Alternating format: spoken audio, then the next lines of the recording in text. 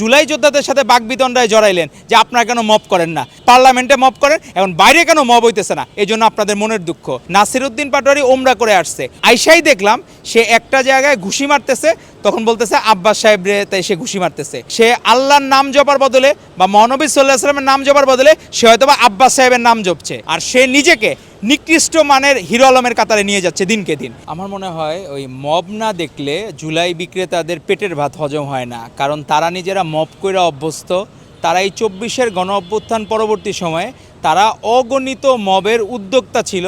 এখন যারা এই যে শিশু এমপি বলা যায় এদেরকে, কারণ এরা পার্লামেন্টের কোনো নর্মস জানে না, কোনো কিছু মানে না, তারা যে কোনো সময় যে কোনো মব ক্রিয়েট করতে চায়। তাদেরকে এখানে জুলাই যোদ্ধা যারা গিয়েছে, এদের তো হৃদয় রক্তক্ষরণ। এরা তো কোনোভাবে যে এখানে ২৪-এর গণ অভ্যুত্থান পরবর্তী সময় এর রাষ্ট্রের কোনো সুবিধা পায় নাই, এদের মনের ভিতর কষ্ট, কিন্তু তারপরেও এদেরকে সম্মান জানিয়েছেন আমাদের প্রধানমন্ত্রী জনাব তারেক রহমান। ওনাদের উপস্থিতিতেই জুলাই যোদ্ধাদের জন্য আলাদা আইন পাশ হয়েছে, অধ্যাদেশ হয়েছে, যাতে সারা জীবন জুলাই যোদ্ধাদের চিকিৎসা নিয়ে না ভাবা লাগে এবং তাদের যাতে কর্মসংস্থানের ব্যবস্থা করা যায়। এখানে উচিত ছিল নাহিদ ইসলাম, হান্নান মাসুদ, হাসনাত আবদুল্লাহ, এদের উচিত ছিল অ্যাপ্রিসিয়েট করা প্রধানমন্ত্রীকে এবং জুলাই যোদ্ধাদের। বরঞ্চ তারা কি করলেন, জুলাই যোদ্ধাদের সাথে বাকবিতণ্ডায় জড়াইলেন যে আপনারা কেন মব করেন না। তো এরা কি মব করার জন্য এখানে গেছে সংসদে? এরা তো আমন্ত্রিত অতিথি এবং তারা প্রধানমন্ত্রীর উপর পূর্ণ আস্থাশীল। তারা তো আপনাদের নেতৃত্ব মানে না, তারা জনাব তারেক রহমানের নেতৃত্ব মানে বলেই, তার কাছে নিরাপদ বলেই তারা ভোট দিয়েছে, তারা ভোট দিয়ে বিএনপিকে ক্ষমতায় এনেছে।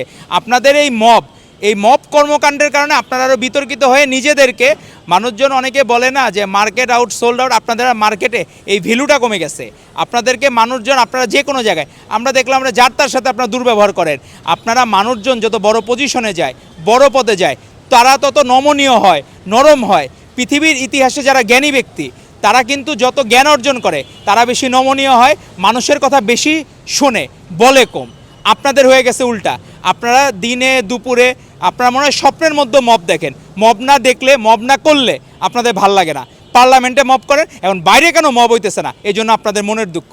আরেকজন দেখলাম যে হলো এরে ভদ্রলোক বলবো, মানুষজন তো আমাদের মহানবী সাল্লাল্লাহু আলাইহি সাল্লাম বিশ্বের সর্বশ্রেষ্ঠ মানব, উনি নিজেও তার শত্রুর কোনোদিন মৃত্যু কামনা করেন নাই, তার শত্রুকে নিয়ে কোনোদিন ট্রল করেন নাই, মকিং করেন নাই।